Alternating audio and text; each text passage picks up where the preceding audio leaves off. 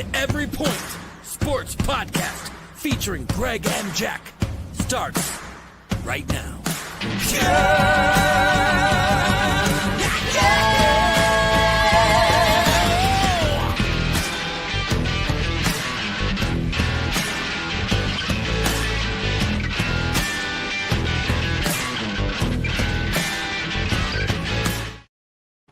Oh, welcome in everyone to the Every Point Sports Podcast. I am Jack Stache. We've got the old gamer GK Greg with us today. How are we feeling, Greg? Oh, we're doing great. We're doing great. We got a couple good games on the docket this week. I know Jack knows, and you guys that follow us anywhere on Facebook or anything like that, or even watch the podcast, knows how much I killed it last week. It's been great. Listen, I'm very open with my bets on what I do. I do very small bets. But if you guys even doubled what I do, which is $5 bets, you guys freaking made a killing. Because I made a killing last week. That means you guys made a killing last week. I was so stoked. I had to text Jack. I text Jack so many times last week. Yeah, and you did. We don't text each other too much. Maybe once or twice on a Sunday after the podcast during the games. But not too much. Guys, this is the second time this year that I pretty much went undefeated over the weekend. Yeah, they were great. It's crazy. So you know what that means? You guys need to listen. And we got something new over here. Where is it at? Right up here. Is that a QR code? Little QR code. All right. Scan that. Takes you right to the O Gamer GK, and you can catch every podcast on there, along with other stuff, gaming videos, card rip videos, and stuff. Speaking of gaming videos, then we'll jump back on the sports. 2 days straight, I have put in probably almost 24 hours into this new game, Arc Raiders. Me, my buddy Nick, and my buddy Clamps. I'm hooked. 24 hours and 2 days I put in on this game.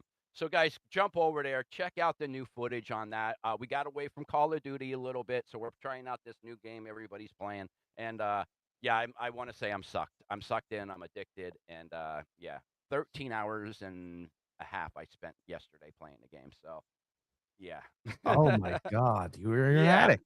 Yep. I had the game going on the TV up here and the big screen right here, and then I had the gaming going on over here. So yeah. Is this your cry for help? I don't.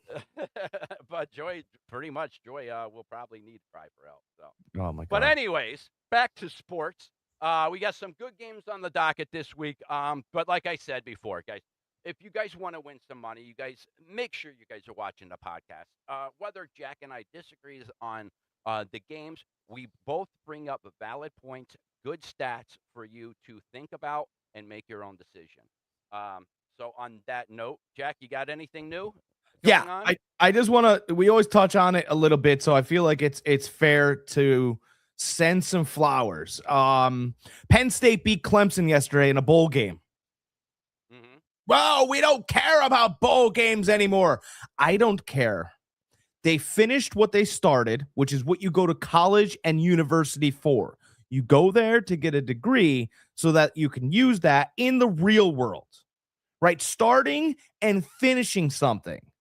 It's a great big deal. And guess what? You might not get what you started and wanted to finish with. You might not hit that grand accomplishment. But if you started and you finished and you were able to get a job in that department, congratulations to you. Penn State started a football season. It did not end. They lost their head coach. They finished it with a coach they respected. Players finished at their positions. And they went out yesterday and they beat Clemson in a bowl game. Congratulations, not only to the Penn State football program, everyone that goes there and everyone that has finished and graduated at Penn State. You have a university that you should be proud of. You could stand up, wear those colors, and any other university that has pulled out of bowl games and didn't want to finish has sent a terrible message that'll be rippling across the country for years. I absolutely want to echo what you just said. Also, I want to give props to BYU. They could have pouted just like Notre Dame being left out. They're like, no, we're going to a ball game. I'm with you. These kids, you're setting a bad precedent with these kids, giving them an excuse in life. When things get tough or don't go your way, you can quit. No, you don't quit. You follow through. You muster through. You give it your best. And then if it doesn't work out, it doesn't work out. But you know what? You tried. You tried and you failed, and you try harder or you try something different next time. You know what, Notre Dame? Try something different next time. Schedule a little bit easier stuff. You guys cried so much. USC doesn't even want to play you guys anymore. All the USC's greatest, by the way, all the greatest sports stories. Tom Brady was benched in his senior season. No senior gets benched if you're the starter as a junior. He was benched because Michigan was recruiting Drew Henson. Henson, And he who was the took it on number the one chin. recruit, and Henson said, I don't play, I will play baseball. That was his stronghold. And he took it on the chin and said, well, I still want a degree from the University of Michigan, so I'm going to stay, and I want to help this football team. Michael Jordan, every interview he gives, he talks about being benched in high school because it's the most important part of his story, that he stuck with it. Those are the things that matter. By the way, Rudy, pretty great story. Yeah. Rudy did not quit. Maybe what you should do on that campus is just show that movie over and over and over to the people that are in charge. Mm-hmm. That's all I have to say on this matter. Yeah, back to the Brady thing real quick. He persevered so much that when they were losing, they would put him in, he would bring them back, and they would win. He had, I think, 4 comebacks that year, including the Orange Bowl, which I was at in Miami, played against my Bama. Came back, we were winning, went down, last second field goal to win the game. So, that guy, he's perfect. He persevered so much. Just bring Brady in there to talk to Notre Dame people. Watch the Rudy movie. Bring Tom Brady in to talk. A Michigan guy talking to Notre Dame people. Let's see how that goes over.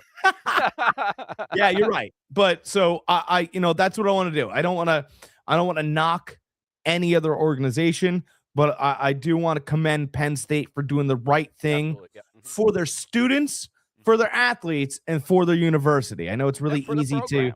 It is. It's really easy to knock them for their past. But you know what? You can't live back there, right? Living forward, and you finish the season on a strong note. You beat Clemson. Congratulations goes to Clemson also for working hard and going and competing. And it's a 50-50. You got to compete. I got to compete. There's a winner at the end of the game. Dabo Sweeney runs a fair program down there as well. It's a good program up there. He really does. He so much that when Saban left, he was on my short list. I would have loved. He was a former walk-on for Alabama. Yeah. For those that don't know, Dabo from Clemson was a former walk-on for Alabama. I believe wide receiver, if I remember correctly. So I'm a sucker for those type of stories. So, all right, we should get into our games here. We got a couple people in here. I just want to make sure we don't have any the people are in here. We got 12:01. Kickoffs at 1:00. We gotta move through. We got people in here though. This is great. I love people in here.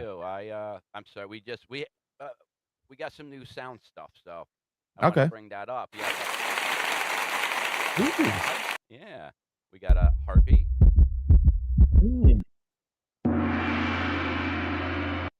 And this is what I want to do for Jack's crazy rants right before he does them.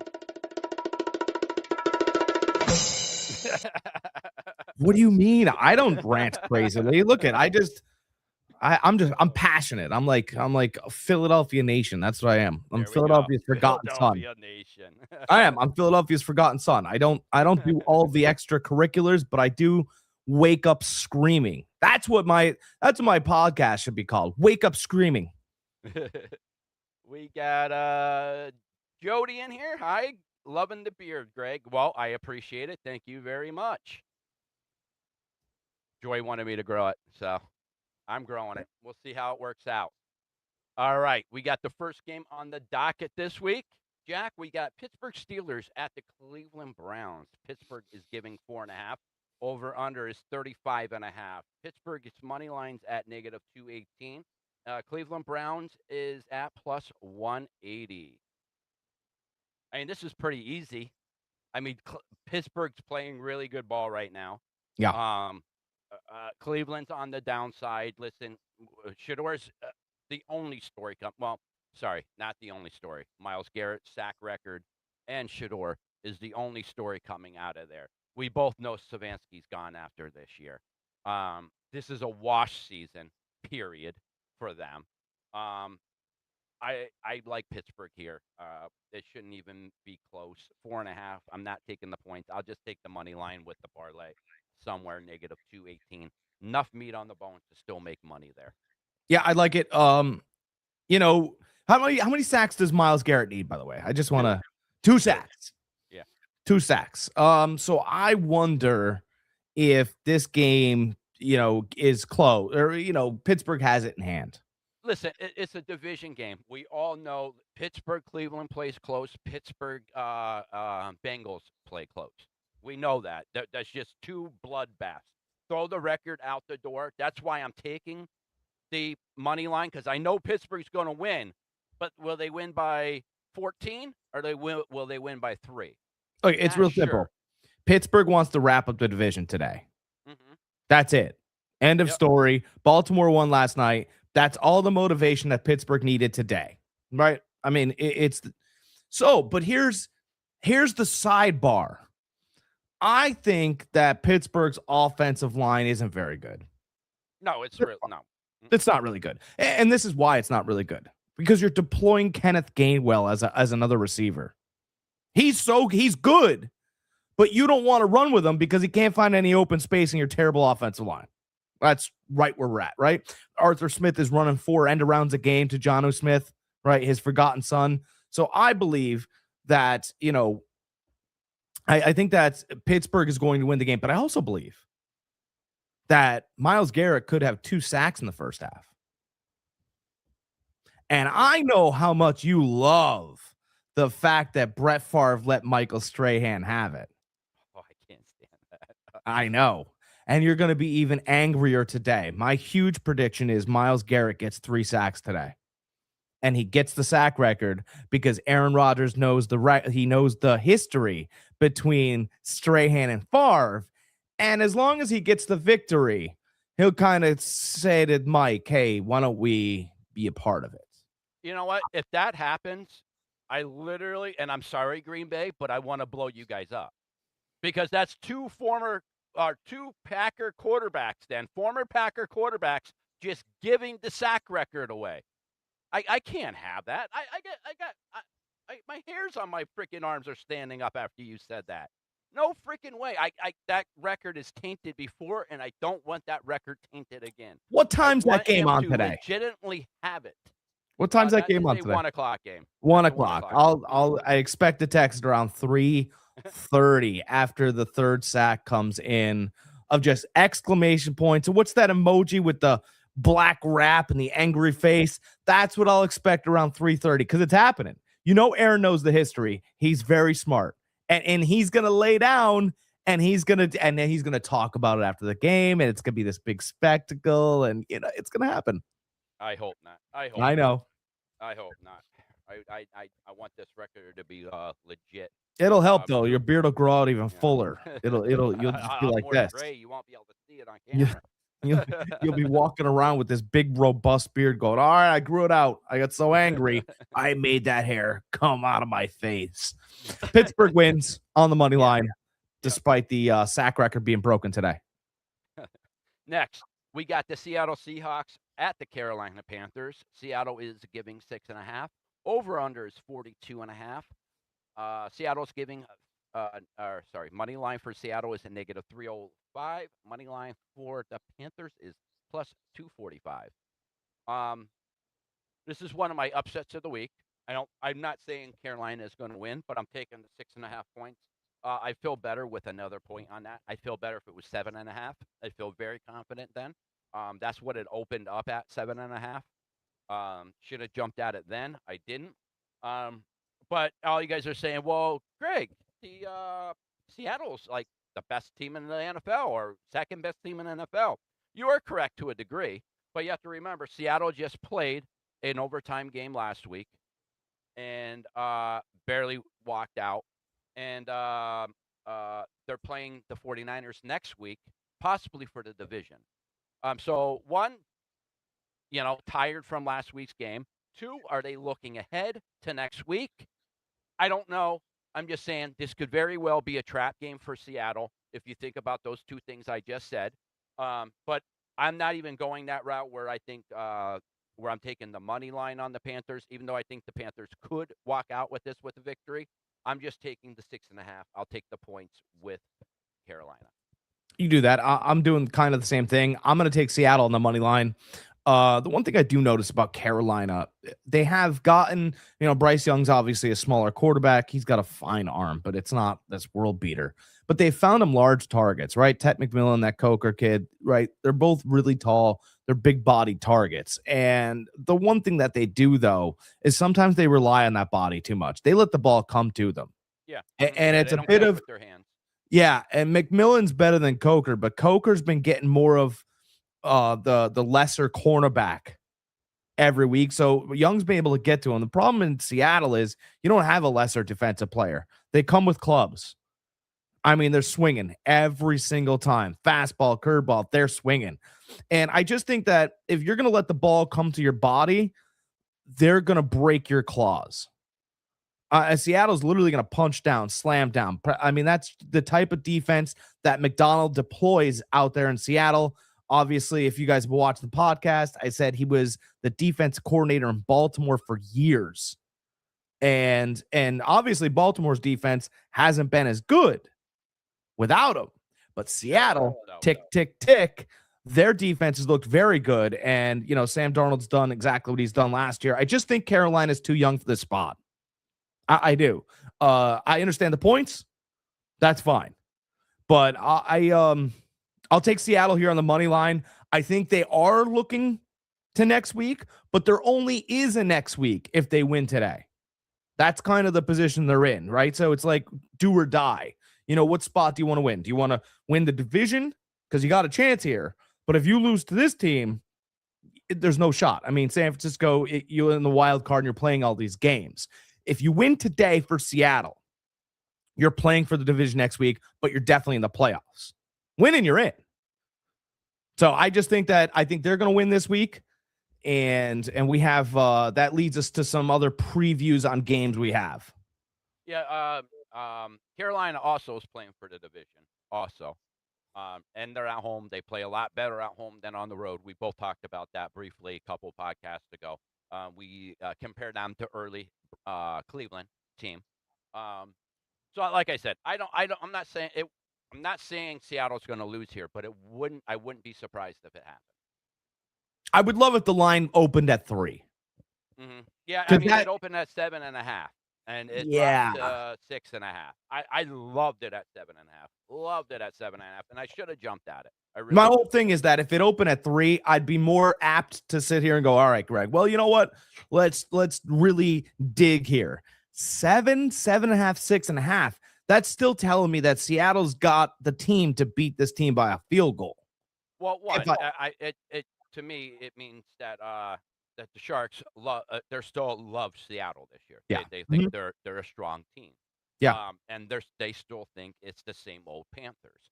And I don't see the same old Panthers. I see a different Panthers team. I see a different Bryce Young team. I see a little bit more mature Bryce Young team. A guy that's throwing into his spots again. That was one good thing about him at Alabama. And Tua too. They were like Brock Purdy. They were great anticipatory throwers of the ball. Mm-hmm. They threw it to a spot. They knew where a receiver was going to be.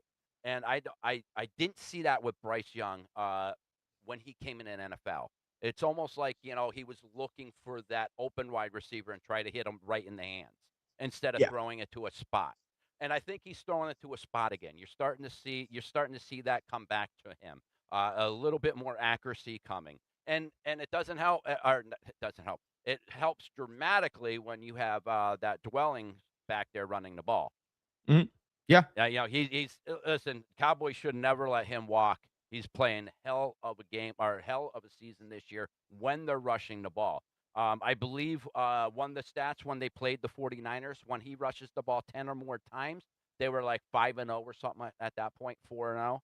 So I mean, Rico Dowdle's like, don't pay me that. Dowdles. Yeah, Dowdles. But he's like did this surprise you? They asked him plenty of times if his play this season had surprised him, and he said no. He go, I wanted to be in Dallas. They didn't want to pay me. He's like, Yeah. so I'll take jobs somewhere else. Mm-hmm. And it's been a nice combination too between him carrying mid-season and now Hubbard having a little bit extra gas. I do like the team. I just feel like they're a great story heading to next year. Mm-hmm. See, that's how I felt last year. They rattled off like 3-4 wins at the end of the year. They were like, all right, we should be better this year. And they had some hiccups in the beginning of the season, and now they're starting to play the way that we thought they were going to play in the beginning of the season. They're starting to play. And listen, that wide receiver that they drafted, McMillan, right? Yeah. McMillan? Yeah, Yep. listen, that guy is making all the difference. Well, you could see it when Bryce Young needs it, he's going to him. Yeah. Not afraid of big moments. Not afraid of big moments.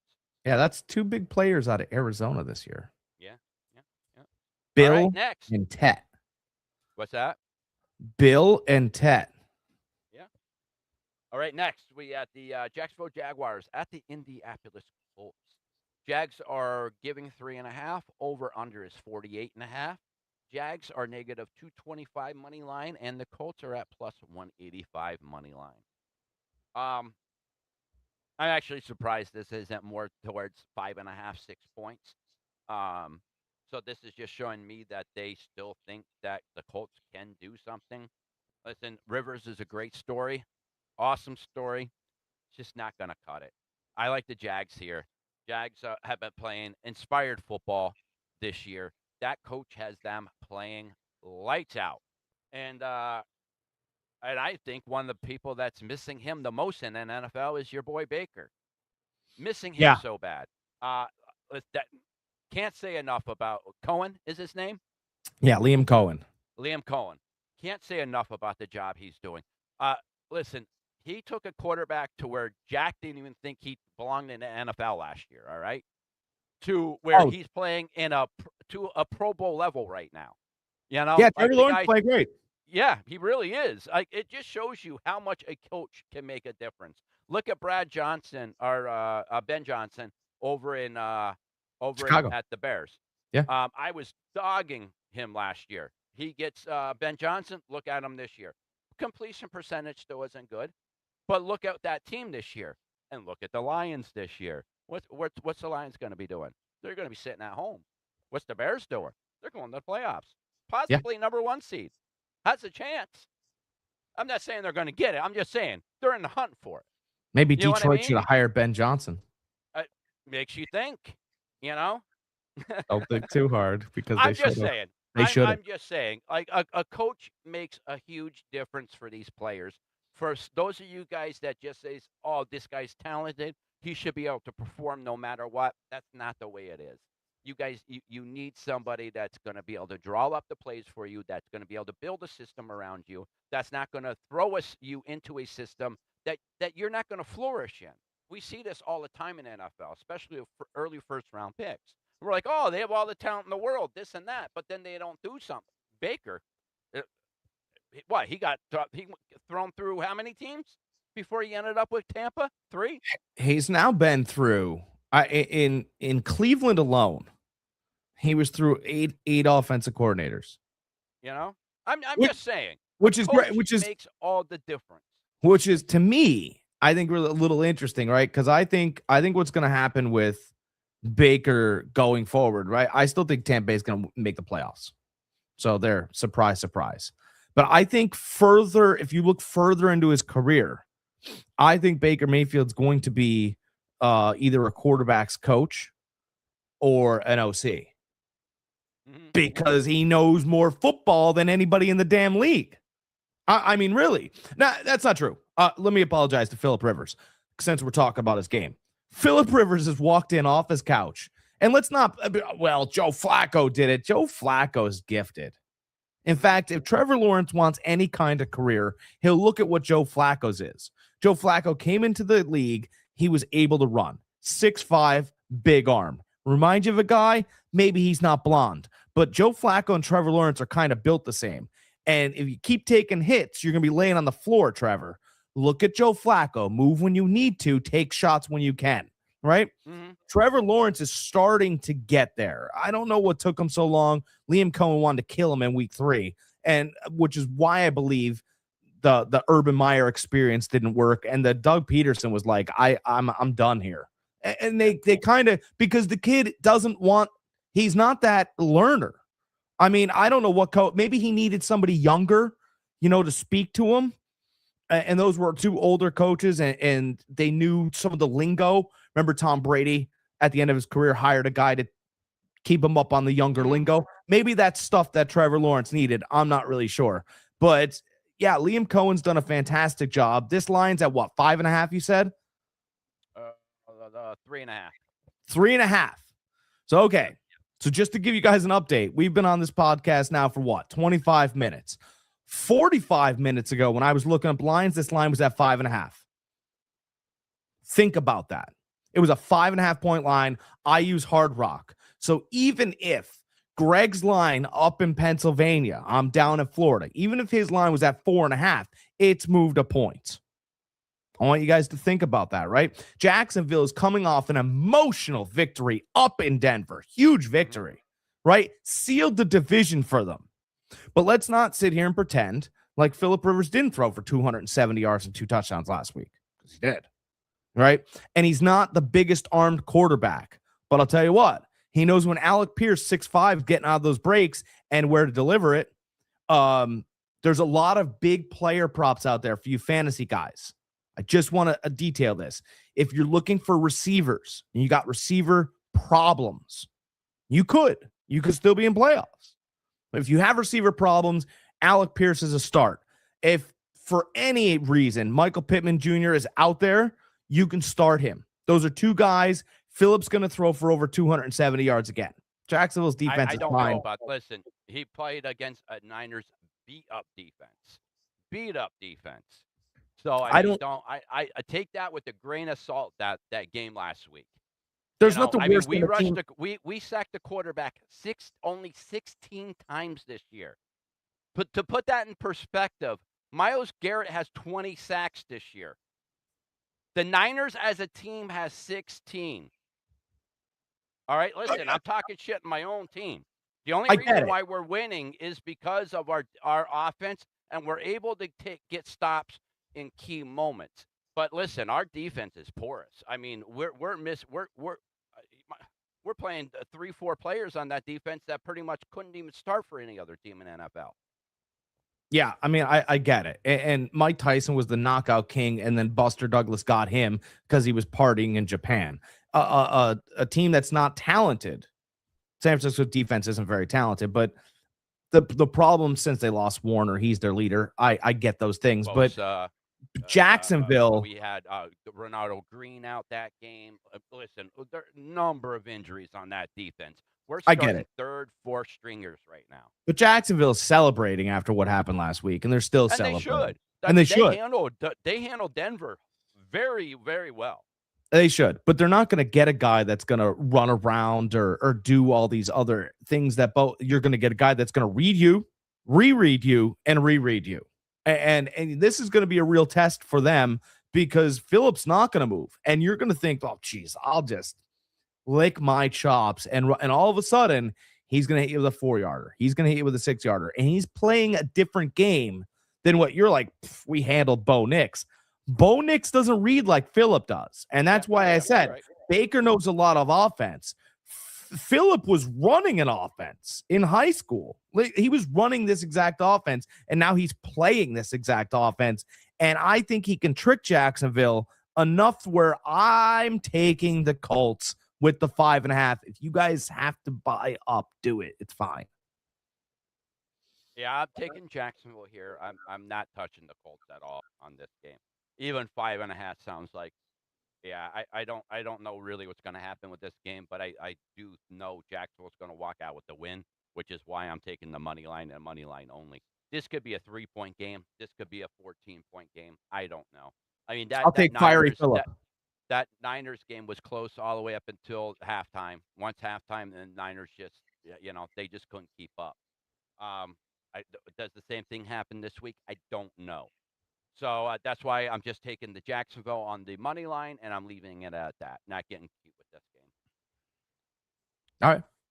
Jack likes the points. I like Jacksonville on the money line. So Jack likes the Colts with the points. Yeah. Next, we got the Patriots at the Jets. Patriots are giving 13.5. Over under is 42.5. Patriots are negative 1,000 money line. Jets are at plus 650 money line. This game, there's nothing there for us to even no meat on the bones here. Money line 1,000, not touching it. I'm not touching 13.5 points. I don't care if the Patriots did lose last week to the Bills after having what, a 21-point lead. Yeah. Sour taste in their mouth.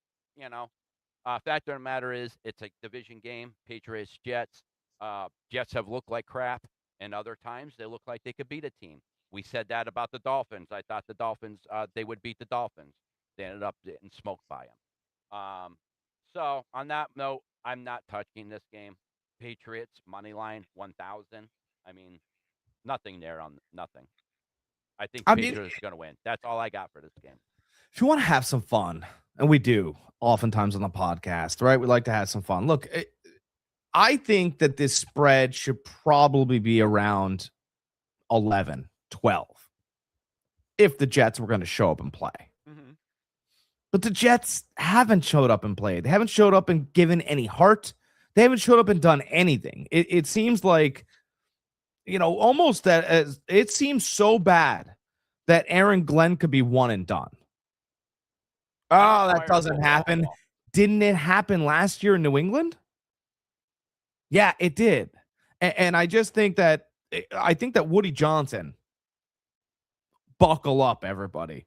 I think Woody Johnson could be at the point where he's like, you know what? Where's that loudmouth Ryan at?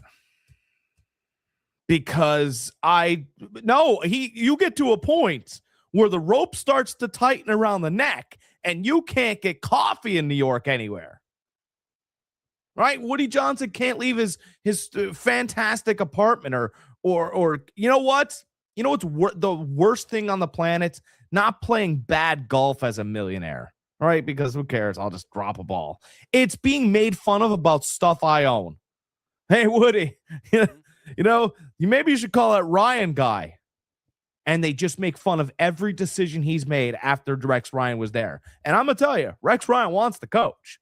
He wanted to coach that team before they hired Glenn. Right. He even on ESPN, he was pounding the table for it.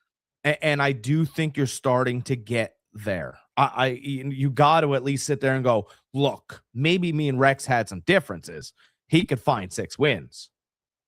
Mm-hmm. Right? Maybe me and Rex had some differences, but would he have gotten better out of Justin Fields or not played him at all? And as long as we're being honest, Tyrod's his guy. So I just think that the Jets are going to get crushed. I think this is going to look like a preseason game. That's my gut feeling. And I don't care who New England runs out there. I think New England could win this game like 38-13. And if that's enough points, then that's enough points. But I really the Jets got smoked by the Saints. Mm-hmm. And I got to believe at this point, Vrabel started the press conference going, these are the guys that aren't playing. And he rattled them right down. They're not playing. So don't look for them. Don't ask me about them. I think that we have enough talent to walk out there and smash this team with my other players. By the way, I think Vrabel's smart enough to tell that his backups that this is a job interview for next season. This is a meaningful game. We want to win. Treat these last 2 weeks for like preseason next year. If I see something on tape, maybe you'll have to do less. Maybe this is an interview already. I really believe New England's going to go up there and just absolutely leave Jets players on the field. Yeah, I mean, I could very well see it. Again, I'm not touching this game, though. There's not enough meat anywhere for me to make any money off of. And I don't – anybody that listens to this knows I don't like double-digit spreads. I don't either, but I just talked myself into New England. I'm taking the minus 13.5. I mean, that's fine. I if anything, maybe take the points down, tease it down. Be careful, guys. My mouth runs wild. Possibility. I'm all right, serious. I run wild. Next, we got the Tampa Bay Buccaneers at the Miami Dolphins. Bucks are giving 5.5. Over under is 44.5. Bucks are negative 250 money line. Miami is at plus 205 money line. Let's see here. We've seen what the Ewers experiment did last week for them. Not much, you know. Hold on. For Let's Miami, pause this. Just for all the Miami fans out there, because I have them, in my inner circle right down here in Florida, right? Did Ewers before the game, Quinn Ew. I mean, it's easy to write that name terribly in a newspaper. Ewers. Did Quinn Ewers even look like a football player before he put the pads on? He looked like a AA baseball player. I went, oh, the pitcher for the Toledo Mudhens? No, that's what he looked like to me. He didn't look like if he was in a mall in Miami. Would you go, oh, Quinn Ewers? No, he didn't. He struck me as a AA baseball player that would carry the pack around and we're going to hit some balls today. Like a coach. Maybe he'd be a coach. He doesn't look like a football player. And Mike McDaniels put him in there. And I believe that they were kind of getting him ready the weeks prior to try to give him a fair look. And you're going to get him again today, and it's not going to look any better. I mean, you're not going to get a Malik Willis performance. I mean, God, you're not even going to get a performance like the Vikings quarterback gave you, which was a little bit better than the week before. I don't see it in yours. Tampa's really playing for something. McDaniel's just trying to prove that team competent and keep this a little tight for a minute. But to give Tampa -5 on the road is really interesting to me because they haven't played. How beat up they are. Well, let's get rid of the fact that they're really beat up. They haven't tackled another opposing player in 6 weeks. That's why they lost. Yeah, Baker threw that interception. Brother, they didn't tackle anyone. Mm-hmm. Baker can't tackle, too. He's got an oblique problem. I mean, so, I understand that Carolina beat them, but that defense has been porous. Mm-hmm. Miami, though, is going to be what gets you right because Quinn Ewers might throw a pass that plays right into a defender. Yeah, and then last week, no touchdowns. And then you hear one, right? You hear a smash, and then all of a sudden you're like, hey, you almost remember, right? You walk into, Greg, we talk about this all the time. People return to restaurants that they had great times at, smell, the atmosphere, the aura, right? If you miss 4 tackles in back-to-back weeks, you start looking around going, I mean, can I tackle anymore? I mean, it starts to creep in. And I saw 4 guys try to tackle one man last week. Missed them. And I went, oh, my God, they're dead. I don't care. Baker Mayfield threw that interception at the end. That's because him and Mike Evans haven't done anything passing-wise besides, their newborns back and forth. I mean, that's really what the only passing and receiving that's happened has been between the Mayfields and Evans at Christmas giving and child giving time. Okay? So they weren't on the same page.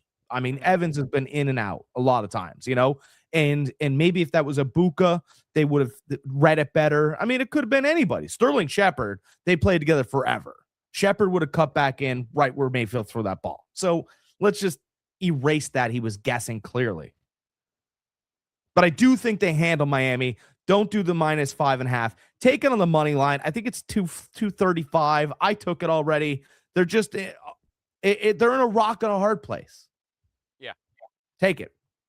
Yeah, I mean, they need to win to stay in contention for the division, stay in contention for the playoffs. If they lose this, it's pretty much over for them. So there's your parlay, right? There's your fun parlay that I alluded to earlier. Take Tampa on the money line and take Seattle on the money line. Ta-da, right? Seattle needs the same thing Tampa does. Seattle wins, they play with the big boys for the big boy trophy. But that doesn't matter. Yeah, it does. Well, no, they could lose. No, they could lose, and if the Niners beat them next week, we still take the division and have home field advantage throughout the playoffs. The Niners are the only team that controls their whole destiny for the first seed. If the 49ers win out and Seattle and even if sorry, even if they can't win out because of course they're playing us, but if 49ers win out, we win the division, we win the number 1 seed. If Seattle beats us, loses this week but beats us next week, they still have the number 1 seed. They still make the playoffs. They still win the division.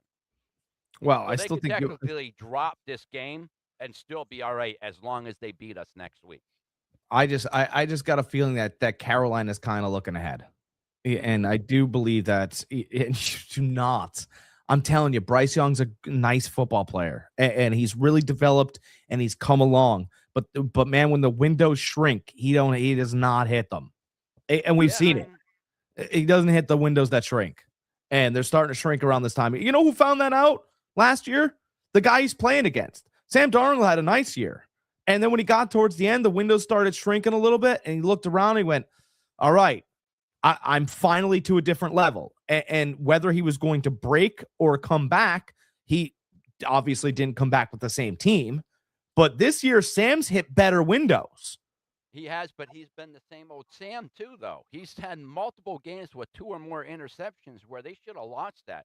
The only reason why they don't, because that Seattle defense. Yeah, but I like this Sam though, because this Sam that throws an interception, he's like, all right, I threw an interception. Like I almost feel like the Sam that played for the Jets would throw the interception and it's the end of the world. My God, he feel like he's carrying an actual jet, dragging it across the runway. Then he definitely doesn't let it bother him. He shrugs it off. No, you're definitely right with that.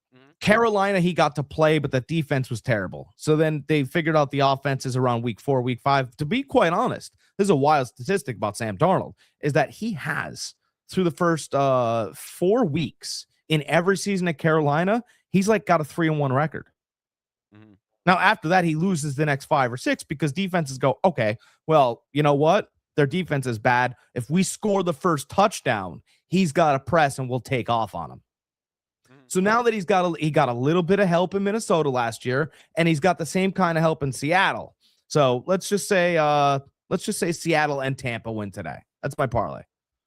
Gotcha. I'm not sold on Seattle like you are right now. I'm just not. I just have a feeling. I just have a gut feeling. I'm staying away from that. I told you before I'm taking the points on that game, but I'm not. I'm staying away from that money line for that. I just have a feeling about Seattle. Okay. Let's see here. That was the Bucs and Miami we just did. All right, next we got the Arizona Cardinals against the Cincinnati Bengals. Cardinals are getting 7 points. Over-under is 52.5. Money line plus 275 for the Cardinals, negative 345 for the Bengals. I mean, this should pretty much be easy. Bengals, like they're not playing for anything. Arizona's not playing for anything. But it's at Cincinnati, cold weather. Joe Burrow's playing. Jamar Chase is playing. Higgins is playing. Kind of hard to pick against that. Yeah, I mean, it's an easy win, really. You want an easy one? Take Cincinnati. I'm a little excited for Arizona, though. I hope that Gannon gets a chance to take the quarterback that he likes. I do, too. I hope so, too. To be honest, I hope they choke as always. Because I talked about it last year. I like what Gannon is as a coach. He wants to run. He wants to turn Arizona into a physical team. Right. He cares about how the metrics of football. He cares about how it works. So I think that's important. The other thing I like, if he could find himself a quarterback like a Will Levis. Will Levis is always in the gym. We never disputed that. And if he's always in the gym and he finds a guy who wants to run the ball and have an offensive line, Will Levis played in college for teams like that, Kentucky and Penn State. Wanted to control the line of scrimmage, move out from there. Levis's biceps ripple. He's in the gym. He doesn't have a game controller in his hand. So you get a quarterback like that you can, begin a reclamation project with. I think you could find some success. Mm-hmm. Yeah, I mean, it very well could be a possibility. They do need a quarterback down there. We all know Kyler Murray is not the answer. Out of the league. Yeah. Yeah, he's out of the league. I don't know if he's going to be out of the league, but he might be out of the league in 5 years. Maybe he might become a professional Call of Duty player. Who knows? Who would sign him? I mean, God, who Well, I would mean, the sign guy's him? still a talent. I mean, everybody said that also about Mac Jones. They said that about Sam Darnold. Who would sign them? These guys are garbage. They get in the right system. They get a resurgence of their career. Like I would not be upset if the Niners ended up getting like a second round pick for Mac Jones, and we signed Kyler Murray as a backup because Kyle Shanahan has a track record of bringing these guys in and them succeeding as they didn't succeed in other places. Same thing with O'Connell. Like if he would go there as a backup, I wouldn't see a problem. But then if he say he signs with the Jets, I'd be like, oh no, no, same old Kyler Murray. They're going to be garbage. You know what I mean? If he gets in the right system, maybe I'll give him the benefit of the doubt. He goes into a place like Miami, Jets. What's another team? The Raiders. I have no confidence in him. Yeah, the only thing, like all those guys that you mentioned, right? Like we always kind of thought Darnold cared about football, right? With all these other, Mac Jones cares about football, right? Kyler Murray, the talent used to outshine if that the fact that he didn't care. Now you're sitting there going, dude, he doesn't care, and now the defenses are running. They found a DN that runs a 4-3 now, so it kind of catches up to him and shifts him back to the middle of the field. Like they figured out this running quarterback. And if that's all you are, that's why you need somebody like a Kyle Shanahan or O'Connell or O'Connell, something like that. A coach or a coordinator, a Cohen, somebody that can build a system around him to where he's not running, or if he is running, he has multiple options when he is running. I don't think he's very vocal either. I think he's an introvert, which I don't think helps him. No, I totally agree. He comes across like that, very soft spoken. So let's talk about another quarterback that enjoys Call of Duty. Just quickly. Josh Allen enjoys Call of Duty. Mm-hmm. And in fact, he used it as a team building tool. When Stephon Diggs got there, right, he had to pass all these, and they couldn't meet up and hang out and all these other things, right? This was what? COVID, actually. COVID, yeah. Mm-hmm. Yeah. So they couldn't hang out. But he heard that Stephon Diggs loved Call of Duty. So he thought that if they could join and be teammates on Call of Duty, that their communication would at least be down. They would know each other. That when they got to meet each other and play on the field and stuff like that, that they could kind of harness what they learned on Call of Duty and use it going forward. And guess what? It worked. It worked. It did work. He was great for 3 years, started to get banged up, and then obviously he's doing fine in New England this year, right? I mean, not as many touchdowns as you want, but he's probably going to be staring at 1,000-yard season. Mm-hmm. So my point is that if you use the thing that you love as a team-building tool for others, great. If you use it to escape others, you'll fail.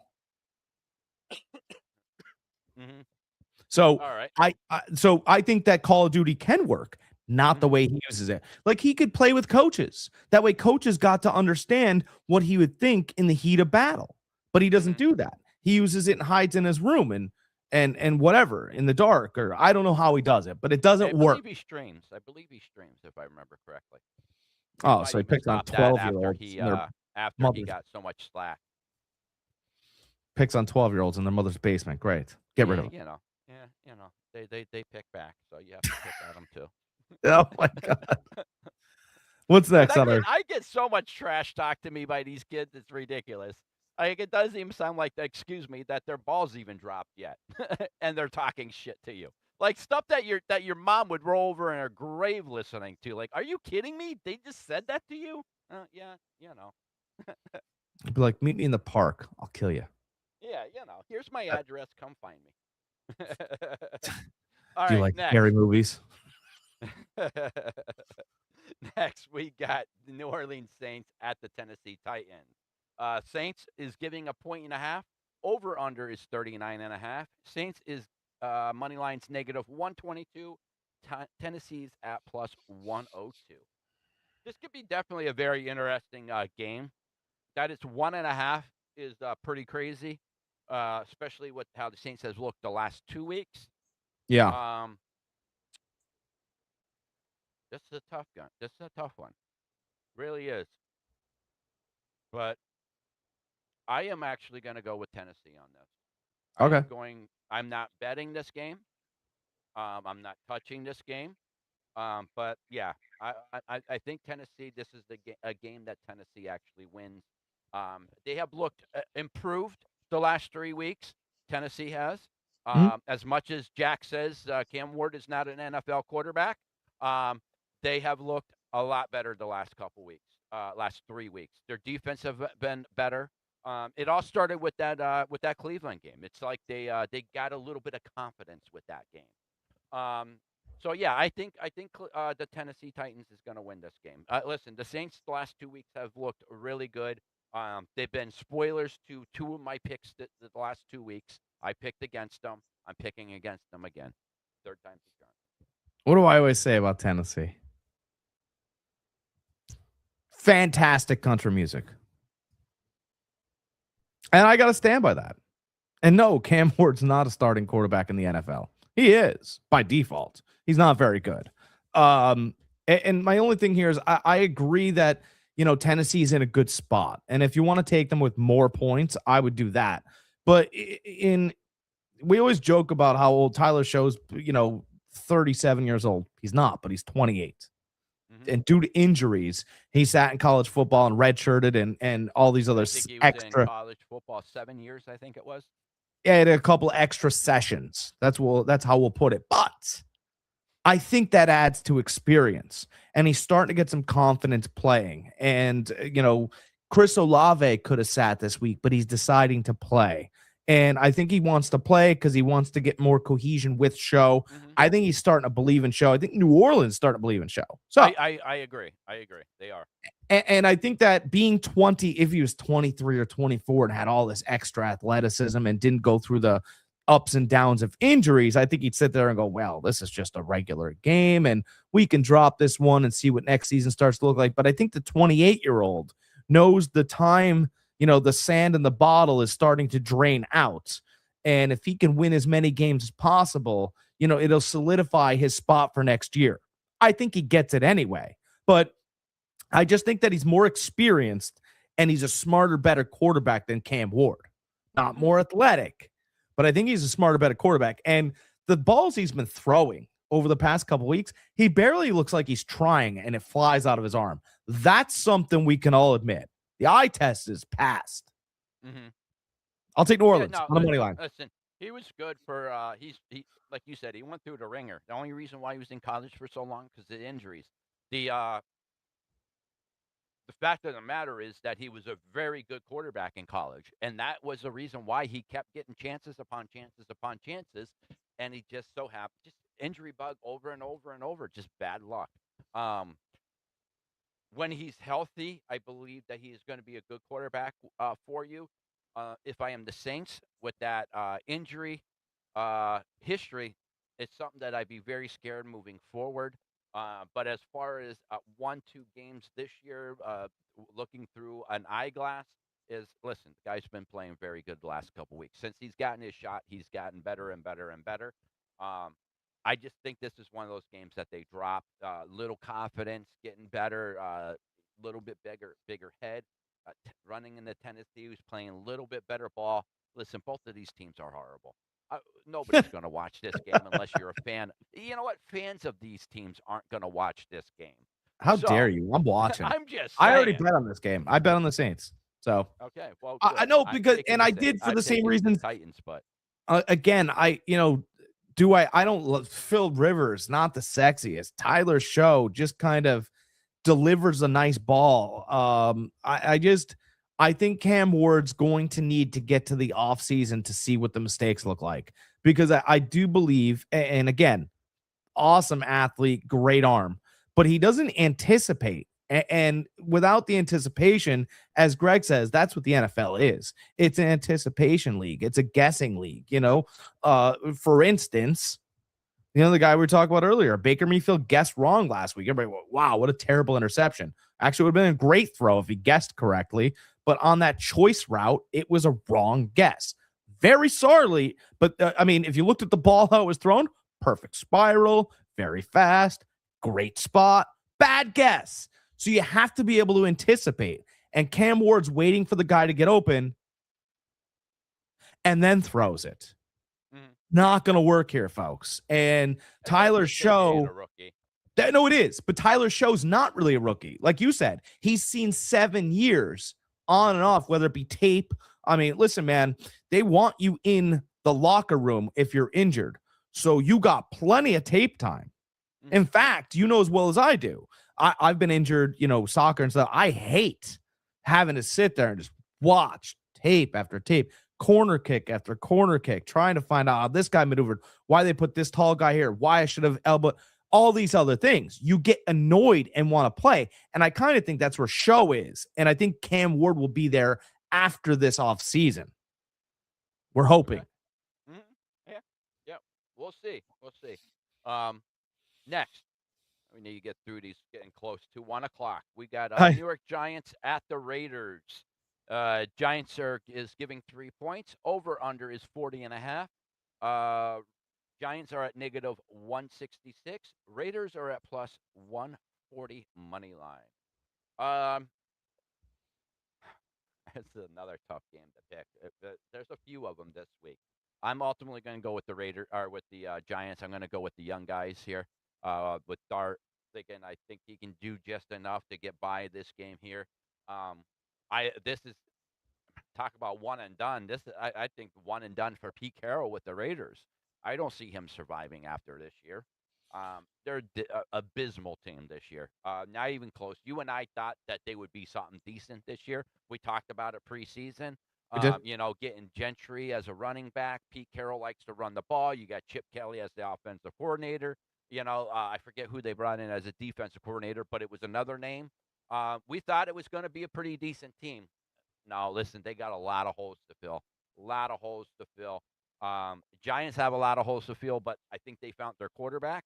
Or if they didn't find their quarterback, they found a quarterback for somebody else, and they'll take their quarterback this year. There's still a lot of debate whether they're going to keep Dart or go after the Indiana quarterback this year. We'll see, but I like the Giants this game. See if I can work this bridge. So remember when remember a long time ago when it was the Big East college basketball? I mean, it was the big, you would say, Sarah, right? All the UConn, Georgetown. It was the Big East. And you had 2 big players when I was growing up was Ray Allen and Allen Iverson. There, I've dated myself. But they were awesome players, right? And I'm using this, right? Ray Allen, when he got to the league, was on the Milwaukee Bucks with Glenn Robinson, and he was Batman some nights and he was Robin other nights. As he got older, he was just this Robin sharpshooter player. Ray Allen worked everywhere. In Boston, in Miami. Ray Allen, you needed him, he was going to give you that special what he offered to the table. Allen Iverson worked in Philadelphia. End of story. He either worked or did not. He could not play Robin whatsoever. My point is here, Chip Kelly either works or does not. Oh, absolutely. It's insane. It's uncanny. At Ohio State, worked. Oregon, wow, worked. Philadelphia, what? It worked. He was 10-win seasons. I know, but it worked and then it just dropped. San Francisco, woof, right? Horrible. Yep. Just horrible. And you've heard awful stories about when it doesn't work either. And I believe all of the stories. I believe the good stories and the bad stories. Chip Kelly, unfortunately, works or doesn't work. I don't think it's Pete Carroll. I think Pete did the same thing that he did when he got out of college the first time. When he got out of college from USC to Seattle, right? He knew all the college talent. And I think this time he went, okay, I'm going to grab a guy that knows all the college talent. Chip Kelly's seen everybody. He's traveled everywhere. He knows everybody, right? So they went with their draft plan. Everybody got brought in, and he went, oh, shit. It was a total error on Pete Carroll to hire Chip Kelly. Chip Kelly did not work there. And Just like I kind of think it was an error, and I'm not a Brian Dable guy, but you finally got it right. I think New York finally paired his character, his moxie with players like him. Mm-hmm. And they started looking lively. And then they fired him. That didn't make much sense to me. You only fire Brian Dable if you don't like what he's done with the players that you've given him. You gave him Daniel Jones and Saquon Barkley. Not really guys that work with him, his personality. Mm-hmm. You know, Daniel Jones is very quiet. And we find out that Saquon Barkley is more of an artist than he is a running back. Mm-hmm. And so Jackson Dart and Scattaboo, both meatheads. Brian Dable, kind of the same type of guy. And you finally made a competitive team. And then you went, whoa, we're winning a lot here. We'll see you later, Brian. They fired him. And Jackson Dart needed him because he's played awful since you got rid of him. He wasn't ready to take on New York City. He wasn't ready to be a Giant. He needed the coaching. He needed the guy that interviewed him, the guy that brought him in, the guy that said, I'll take care of you. He needed him, and the Giants fired him. So I think that, this is a tough game to call. I would be comfortable taking the team that has the points here. So the Raiders are getting the points. Yeah. Yep. Give me the Raiders, because I kind of feel like they didn't just let some air out of that balloon in New York. I feel as though they popped it, and all those players are like, you know what? We're out of here. And I do believe it's important to know that there is a little looming Tom Brady watching everything that the Raiders do still. Mm-hmm. That matters, I think. I'm sorry. I think it does. If anything, I think it puts a little too much pressure on the Raiders as Maybe. opposed to letting them play freer. Yeah, all right. I like the Giants here. Jack likes the Raiders here. I do. Next, we got the Philadelphia Eagles at the Buffalo Bills. Eagles are getting 3.5. Over-under is 44.5. Philly is at plus 136 money line. Buffalo's at negative 162 money line. All right, listen, we got two good teams mashed up here. I think this is our marquee of the game of the week with these two teams. Listen, Buffalo got down 21-0 to the Patriots last week. Came screaming back with Josh Allen. But Eagles, I think you can't do that against that Eagles defense. As much as you want to say about the Eagles and how dysfunctional they are, they're still a winning team. They still have a very good offense. They still have a very good defense when they want to, when they play like it. Last week, Hurts looked like the quarterback that he looked like the last couple years, as opposed to a quarterback that everybody's saying can't throw the ball. I think that continues this week. I do like Philadelphia this week. I'll take the money line on this plus 136. I'm not worried about the points. Enough money for me to make some money here.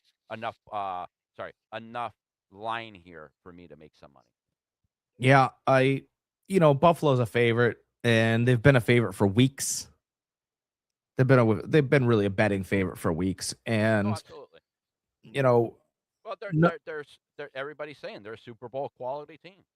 Nobody likes Philadelphia. To me, it's difficult. And by the way, here's the thing: bad weather. Josh Allen on not a great foot. If he slips, gets stepped on, I'll take Philadelphia against all of my gut. No, give me Buffalo. I switched. Okay. I switched. Give me Buffalo on the money line. I just think when you're destined, you're destined. They got to believe that they can beat two good teams in a row. Hasn't happened all year. In fact, the only team that's gone out there and clobbered teams, I posted it yesterday, Fantasy Farm Sports. Think about, you might not like them, but there's a little Baltimore Ravens to this team. The Houston Texans. Mm-hmm. They beat the Chiefs when they needed to win. Weeks before that, when Buffalo was on a tear, they beat Buffalo. By the way, both games on the road. And then yesterday, Chargers. Goodbye. And people just, well, who's the best team in the AFC? Houston? Anybody? Mm-hmm.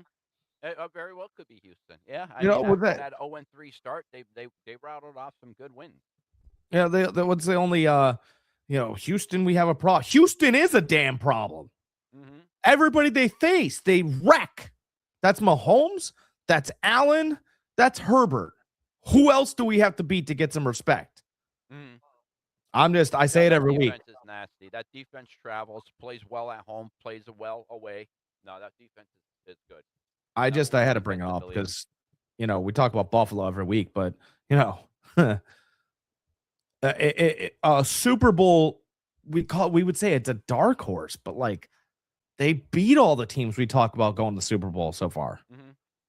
It needs to be mentioned. I'm not sold on the Bills. I think they're a shell of themselves this year. I'm banging on the drum that, listen, if they don't go at least to the AFC Championship game, like they need to think about hiring a new coach down there. Yeah. Like you seriously, you have if not the best quarterback in the league, the second best quarterback in the league. You have the best quarterback, and you can't make it to a Super Bowl. Oh, by the way, I would like to. Do we have another? And a good running back. Like, I would like to call for personally. I would like to call for the firing of Nick Wright on every single network. No, because of what he said. He said there should be an asterisk on on any team that wins the Super Bowl this year because the Chiefs aren't in the playoffs. Yeah. I don't think you should have a job anywhere because the Chiefs weren't good. All the teams, as I just mentioned, lots of teams went out there this year, worked very hard and beat them. And you think there should be an asterisk because what? Your God Mahomes and your Chiefs team wasn't good enough? I don't think you're qualified any longer to give sports takes. So I'm calling for your firing. I am. I'm not joking either.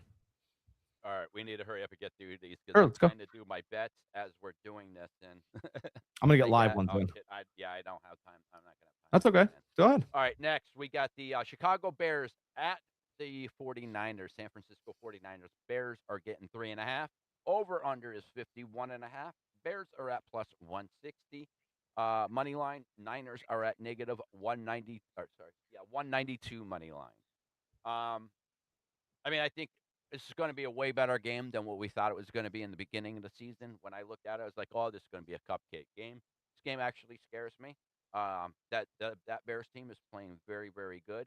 But the fact of the matter is they're winning all their games at the end of the game. They need a onside kick. They need a 2-point conversion. They need this. They need that. They need help to win these games. If they were winning these games handily throughout the game and just a few lead changes here and there, I'd be more entitled to say, all right, this Bears team is for real. Right now, I just think they're getting lucky. Like, plain and simple. I'm not saying that because they're playing against my 49ers. I'm just saying that if you look at their overall wins and how they've won, they needed some luck on their side.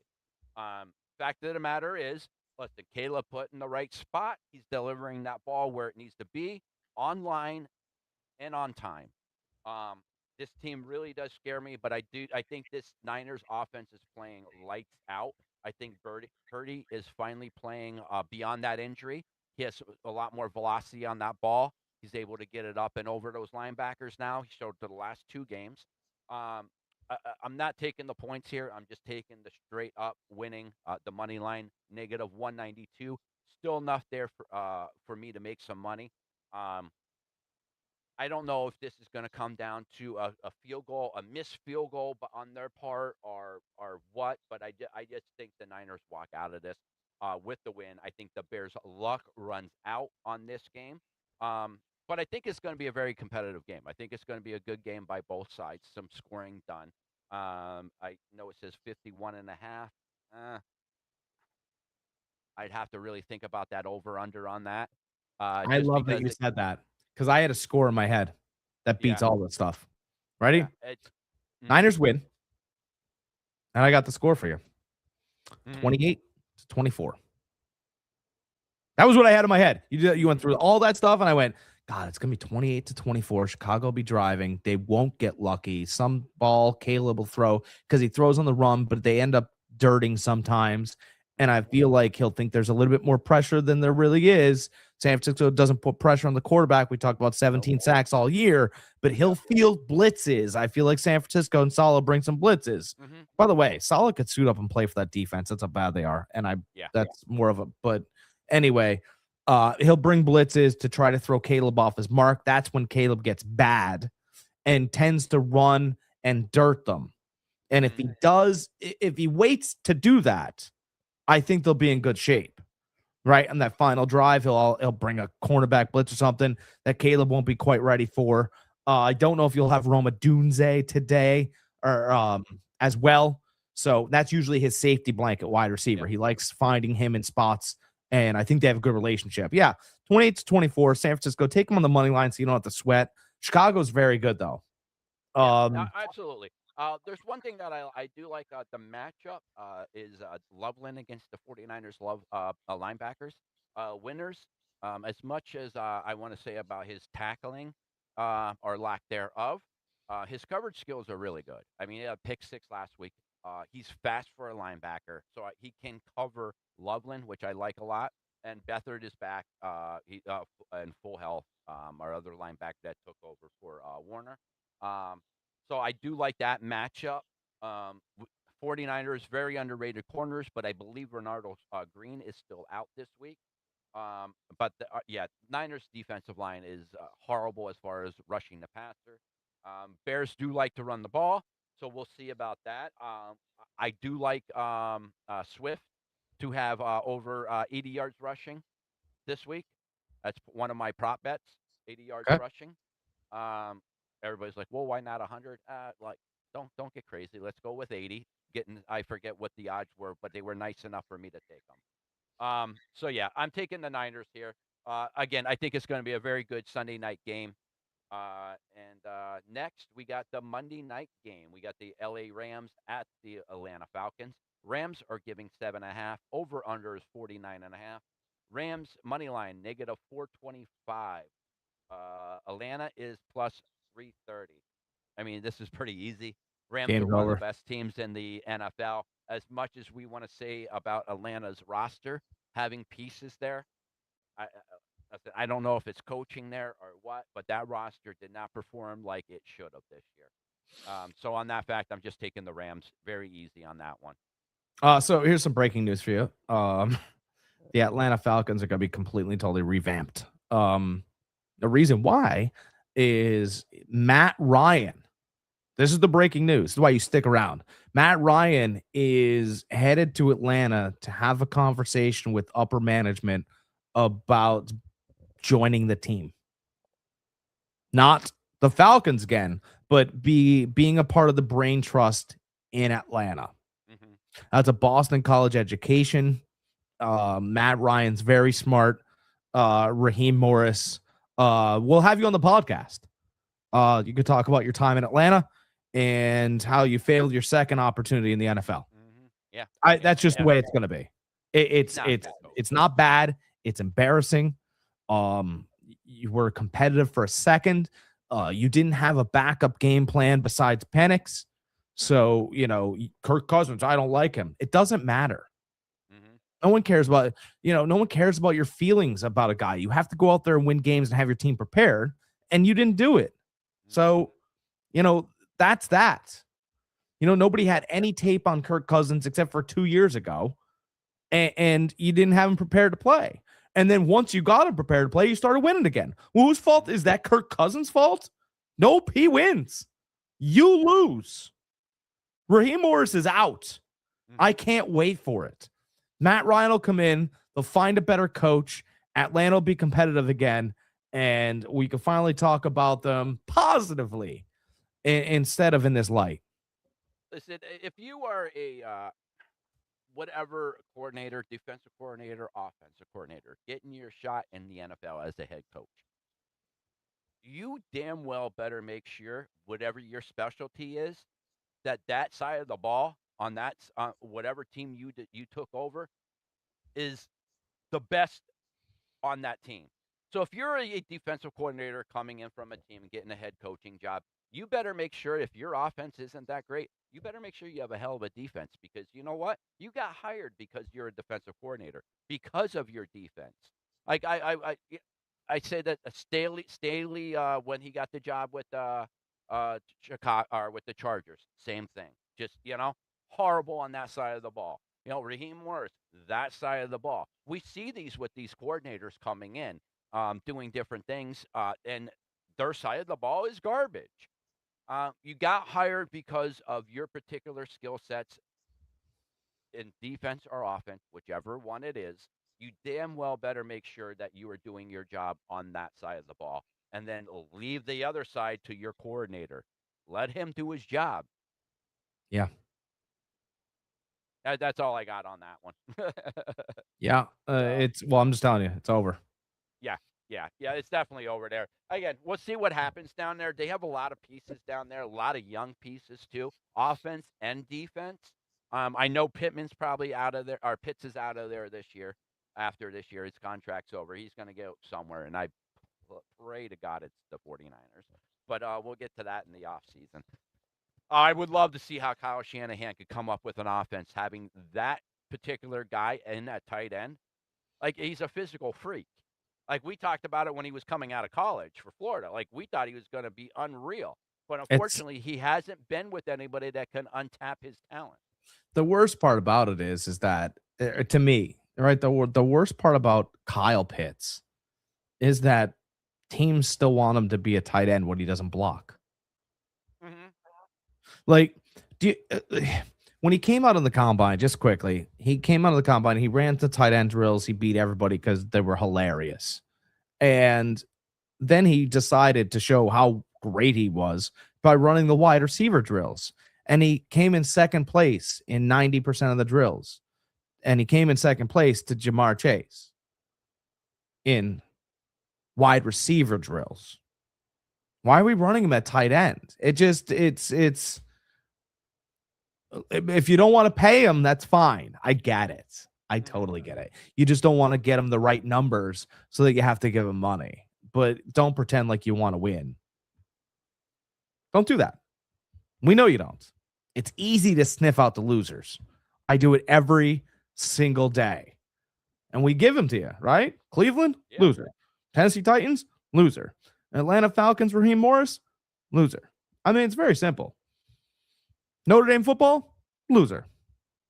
I don't care. I really don't. It doesn't matter to me what kind of brand you want to put out there. My job, much like Charles Barkley's, is to commentate on what your direction is that you're moving in. Right? If you can take 9 steps in a basketball game now, get rid of dribbling. I don't care. I'll call it what it is. Oh, but they're gathering. No, they're not. It doesn't matter. It doesn't matter. You're not putting the product that people are expected out onto the court, out onto the field, out into the real world. Mm-hmm. That's all I have to say for the rest. That's it. I'm sorry. I was just getting the rest of my bets in here, guys. Got the 1 o'clocks in. Even though they already started, we got some quick scores. We got Cleveland up 3-0. We got the Colts up 3-0. We got the Patriots up 7-0. And we got Cincinnati up 7-0. Perfect. Some quick scores here. Quick scores. All right, guys, that's about it, guys. As always, catch us here every Sunday. We are here for your best sports news. Right now, we're just concentrating on football, but once football is over, we're going to be going into our basketball and then our baseball season when it starts. So yeah, we're get super excited for that, and that's about it. Again, guys, sorry, should have mentioned this in the beginning of the podcast. I hope everybody had a great holidays. Hope you guys had a great time with your family. I hope everybody got what they wanted. Jack, you had a great Christmas. I did, but I have no new subscribers. So that would make my Christmas. It's really all I asked for. I'm at 169. Let's go to 200. That's all I want. Nice. All right, guys, jump over there. Subscribe. Remember, guys, subscribe. Watch the videos over at Fantasy Farm Sports, Old Gamer GK. We are over on YouTube. I'm also over on Twitch. Make sure you check out Fantasy Farm Sports over on Facebook also. And on that, guys, as always, Be excellent to each other.